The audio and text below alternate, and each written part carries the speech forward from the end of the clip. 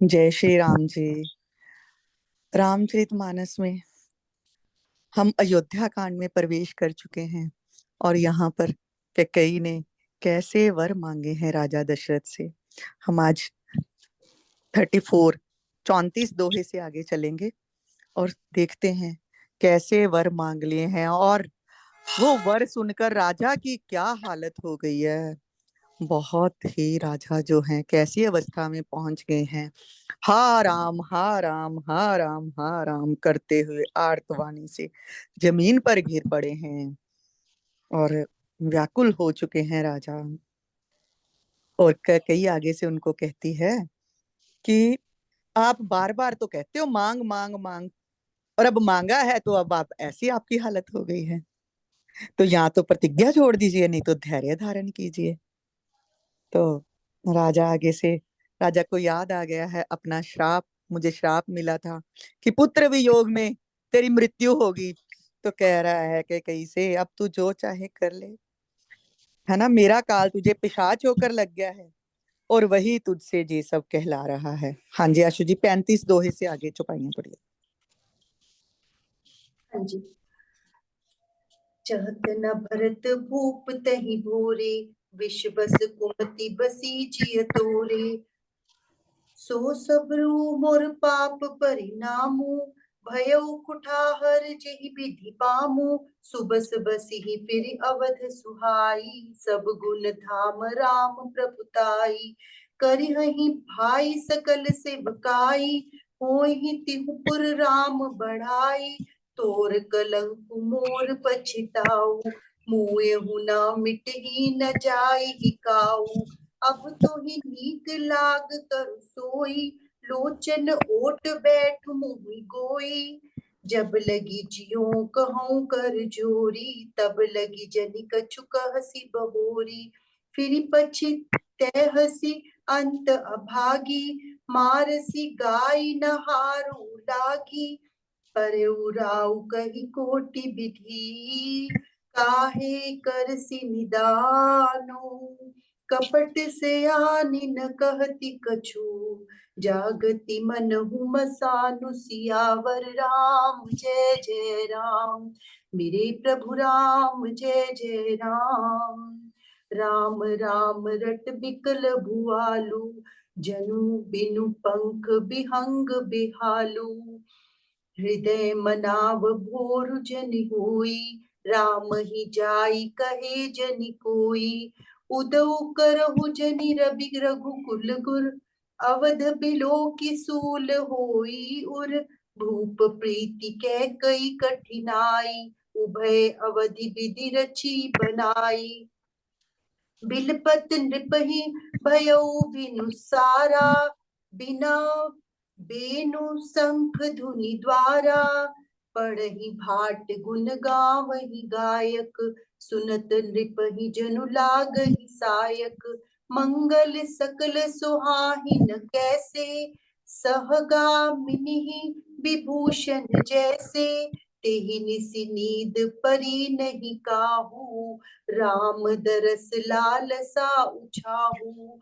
द्वार भीड़ सेवक सचिव, कहीं उदित रवि देखी। जागेउ अजहु न अवधपति, कारण कवनु विशेष। सियावर राम जय जय राम, मेरे प्रभु राम जय जय राम।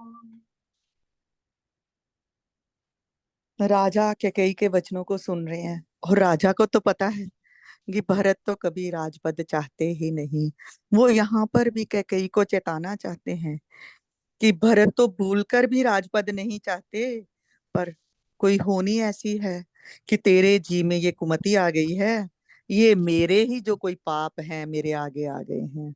और राजा को श्रवण की याद आ रही है, श्रवण के माता पिता इस समय याद आ रहे हैं और सोच रहे हैं ऐसे बेमौके पे विधाता जो है वो विपरीत हो गया है। और अब कहते हैं कि कई को, तू इसको उजाड़ रही है अयोध्या को, तुझे नहीं पता है तू क्या करने जा रही है। अयोध्या उजड़ जाएगी अगर तू ऐसे वरदान मुझसे मांग रही है, और ये अयोध्या अगर उजड़ भी गई तो फिर से बसेगी। और फिर समस्त गुणों के धाम श्री राम की प्रभुता भी होगी। और मुझे पता है अपने पुत्रों पर, मुझे भरोसा है राम की निष्ठा पर, राम के भाइयों की निष्ठा पर। सब भाई उनकी सेवा करेंगे और तीनों लोकों में श्री राम की बड़ाई होगी। और फिर कैकेयी को बार बार चेताना चाहते हैं, समझाना चाहते हैं कि तू कलंक ये अपने माथे क्यों लेना चाहती है। ये बाद में तू अगर पछताएगी भी और मर भी गई तो ये तेरा कलंक नहीं मिटेगा। कोई भी अपनी पुत्री का नाम तेरे नाम पर रखना ही नहीं चाहेगा। पर ठीक है, तू अगर फिर भी यही वर मांगना चाहती है तो मांग। और पर ऐसा कर, मेरे सामने मुझे अपना मुंह मत दिखा, मैं तेरा ये चेहरा ही नहीं देखना चाहता। मेरे सामने से हट जा।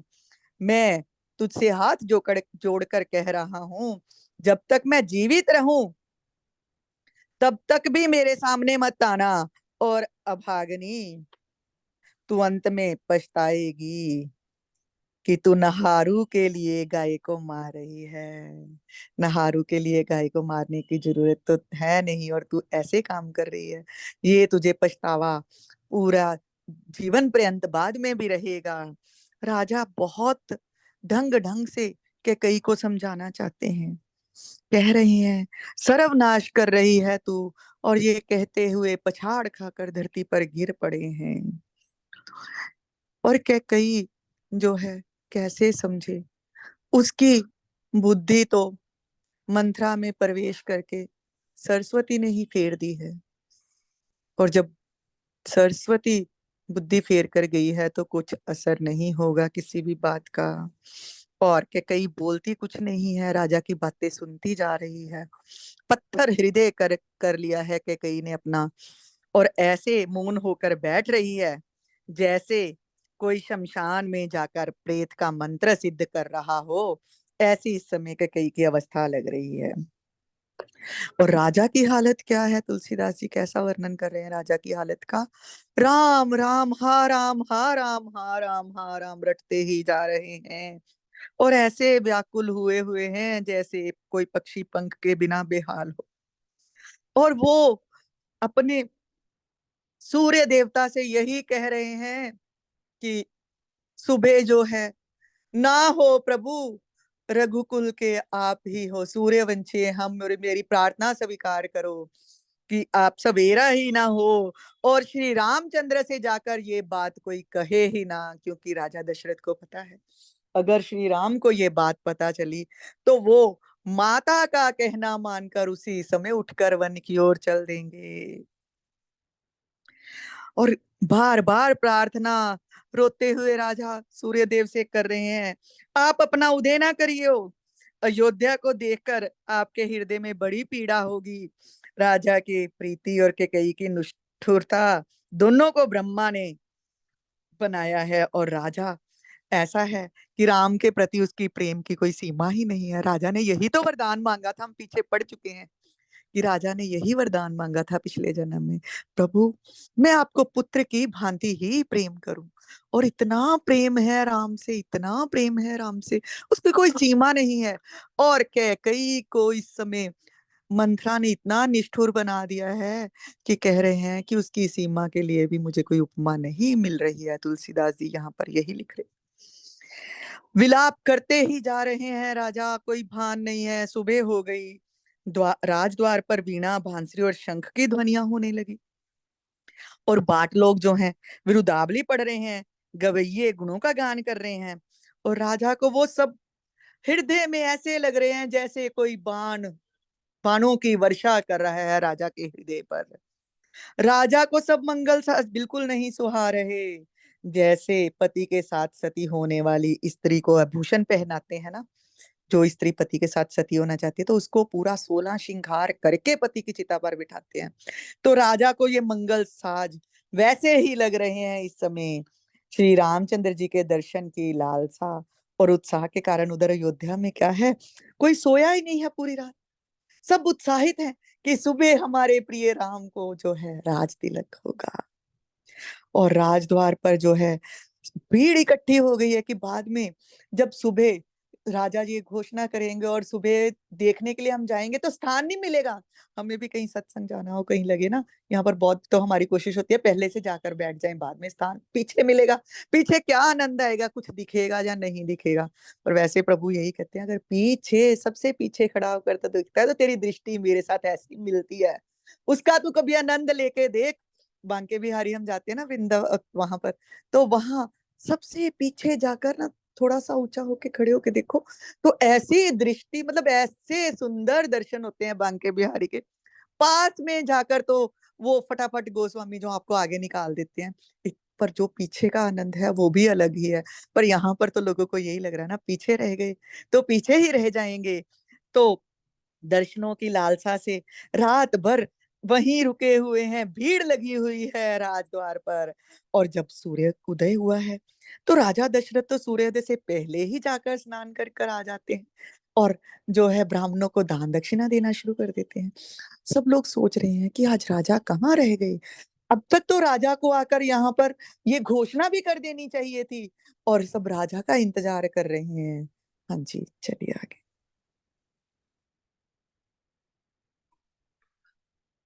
पछिले पहर भूप नित जागा, आजु हमहि बड़ अचरज लागा।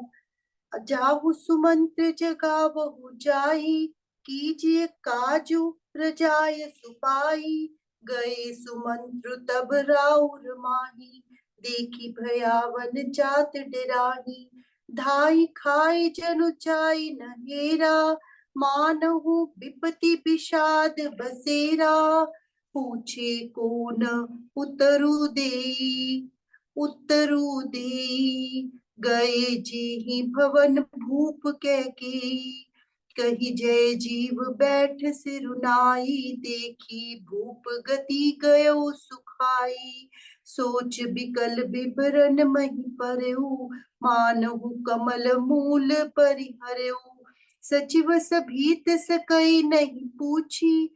बोली अशुभ भरी शुभ छूछी, परिन राज ही नींद निसी। हे तु जान जगदीसु, राम राम रटि भोरु की। कहीं न मरमु महीसु, सियावर राम जय जय राम। मेरे प्रभु राम जय जय राम। आनहु राम ही बेगी बोलाई, समाचार तब पूछे हूँ आई। चले सुमंत्र राय रुख जानी, लखी कुचाल कीन्ही कछुरानी। सोच बिकल मग परे न पाऊ, राम ही बोली कहई कहूँ। उर धरि धीरज गयो दुआरे, पूछे ही सकल देखी मनु मारे। समाधान करि सो सब ही का, गयो जहाँ दिन कर कुल टीका। राम सुमंत्र ही आवत देखा, आदरु कीन्ह पिता समलेखा। निरखी बदनु कही भूप रजाई, रघुकुल दीप ही चले उड़वाई। राम कुबाती सचिव संग जाही, देखी लोग जह तह बिल खाई। जाई दीख रघुबंश मनी, नरपति निपट कुसाजो। सहमी परौ लखी सिंघनिही, मनहु वृद्ध गजराजु। सियावर राम जय जय राम, मेरे प्रभु राम जय जय राम। सूख ही अधर जरई सब अंगु, मनहु दीन मनहीन भुअंगु। सरुष समीप दीखी कैकेयी, मानहु मीचु घरी गही गनि लेई। नहीं करुणा आशु, वहीं तक रहने दो, वहीं तक करते हैं, ये कल ठीक है पढ़ेंगे ठीक आगे। ठीक है, 39 तक पढ़ा हमने आज। हाँ जी। जब राजद्वार पर मंत्रियों और सेवकों की भीड़ है, सब कह रहे हैं कि राजा अभी तक आए क्यों नहीं है, तो सुमंत्र जी जो है ना, वो राजा के प्रिय सेवक हैं, मित्र भी कह सकते हैं। वो मंत्री जो है सुमंत्र जी, उनसे कहा है गुरुदेव ने, जाओ राजा को जाकर लेकर आओ, पूरा दिन श्रम करते रहे हैं, हो सकता है सोए ही रह गए, जाओ बुला कर लाओ। और वो आएंगे और हमें आज्ञा देंगे, तभी हम आगे का कार्यक्रम बढ़ाएंगे ना। तब सुमंतर जी राजमहल में गए और जा रहे हैं ना अंदर, तो राजमहल की जब दशा ही देख रहे हैं ना तो डर रहे हैं। ऐसा लग रहा है कि दौड़कर कोई काट खाएगा, क्योंकि अंधेरा ही अंधेरा है। राजा तो वहीं पर पड़े रहे, के कई भी वहीं पर बैठी रही है पास में, और मंथरा तो पहले ही कोई दिए जगाने नहीं दे रही थी। तो हर और अंधेरा ही अंधेरा है, और लग रहा है जैसे विपत्ति और विषाद ने ही वहां डेरा डाल रखा हो। पूछ रहे हैं, रास्ते में दास दासियां दिख रहे हैं, उनसे पूछ रहे हैं कि राजा कहाँ पर है, तो सब इशारा ही किए जा रहे हैं, सबकी दशा ऐसी, कोई कुछ बोल ही नहीं रहा है। गए हैं जहां पर कोप भवन की ओर। मंथरा ने बताया है कि राजा तो अंदर है के कई के पास कोप भवन में, और जय जीव कहकर वंदना करके बैठे हैं, और राजा की दशा को देखकर तो सूख ही गए हैं। राजा की ऐसी मलिन दशा, राजमुकुट नहीं है सिर पे, और ऐसे हालत है राजा की, कटे हुए वृक्ष की भांति गिरे पड़े हैं जमीन पर। और कैकई दूर अलग बैठी है, कैकई को कह दिया है मुझे छूना ही मत। तो ये हालत देखी है तो हो गया है, अब खुद के भी, सुमंत्र जी के चेहरे का भी रंग उड़ गया है। और देख रहे हैं कि राजा को क्या सोच है, कि ऐसी दशा है राजा की जैसे कमल को जड़ से उखाड़ दिया है और वो मुरझाया पड़ा हो। नहीं तो अगर कमल के फूल को तोड़कर लाकर जल में डालकर रखा है तो कैसे सुंदर वो दिखता है। तो ऐसे मुरझाए कमल के फूल की भांति राजा की दशा हो रखी है। और मंत्री सोच रहा है कि क्या करूं, कुशल मंत्री हैं बात करने में, पर अभी उनको पता ही नहीं बात क्या हुई है। और तभी सोच ही रहे हैं कैसे पूछूं, क्योंकि मर्यादा ही नहीं है कि मैं राजा से कोई प्रश्न करूं या रानी से कुछ प्रश्न करूं, तो मुझे कैसे विदित हो कि राजा की ये दशा क्यों है। तो खुद ही कई बोली है। तुलसीदास जी लिखते हैं, अशुभ से भरी और शुभ से विहीन हुई हुई के कही बोलती है कि सुमंत्र डरो मत, राजा को ना रात भर नींद ही नहीं आई, इसी कारण अभी नहीं जागे। बस पूरी रात राम राम राम राम करते रहे हैं, पर बता कुछ नहीं रहे बात क्या है। तुम ऐसा करो, जल्दी से जाओ राम को बुला लाओ, तब आकर पूछना राजा का क्या हालत है। राजा का रुख जानकर सुमंत्र जी ने कहा, समझ तो उनको आ गई कि कई रानी के तो ऐसी ही हालत है, कुछ ना कुछ को चाल तो रच ही दी है इसने, सोच पड़ी है, व्याकुल है, और आगे बढ़ा ही नहीं जा रहा। सोच रहे हैं किस लिए राम को बुला रही है के कई, ऐसा क्या कहना है राजा से, क्या कहलवाना चाहती है के कई राम को। गए हैं द्वार तक, तो सब पूछ रहे हैं क्या हुआ क्या हुआ क्या हुआ सुमंत्र जी। तो सुमंत्र जी कोई भी उत्तर नहीं दे रहे, समझाया बुझाया कि कुछ नहीं, सब ठीक है, मैं राम को बुलाने जा रहा हूँ। और चल दिए हैं जहां सूर्य कुल के तिलक श्री राम जी थे। श्री रामचंद्र जी ने सुमंत्र को आते देखा है, और रामचंद्र जी बहुत आदर करते थे सुमंत्र का, सबका ही सबको यथा योग्य रूप से मिलते थे। और सुमंत्र जी तो राजा के प्रिय मंत्री थे, और उसका पिता के समान ही आदर किया जाता था, तो रामचंद्र जी ने आदर किया है। और श्री रामचंद्र जी को मुख को देखा है सुमंत्र जी ने, और राजा की आज्ञा सुनाकर अपने साथ लेकर श्री रामचंद्र जी को चले हैं। यहाँ पर मैंने किसी सुना था कहीं से कि रामचंद्र जी, क्योंकि पूरी रात तो बोला था गुरुदेव ने कि ऐसे तपस्या करने, तो वैसे ही बैठे, जैसे कपड़ों में बैठे हैं वैसे ही उठकर, कि पिताश्री ने बुलाया है माँ के कई के भवन में, तो जैसे जिस अवस्था में थे वैसे ही उठकर चल दिए हैं सुमंत्र जी के साथ। और जब देखा है लोगों ने कि कोई लवाजा नहीं है साथ में, कोई कुछ भी नहीं, और ऐसे ही राम, क्योंकि राज तिलक होना है, तो आज तो पूरे साज बाज के साथ राम को जाना चाहिए था कहीं पर भी अपने महल से निकलकर। तो ऐसे ही जा रहे हैं, तो लोग आपस में बातें बनानी शुरू कर दी हैं यहाँ तहाँ।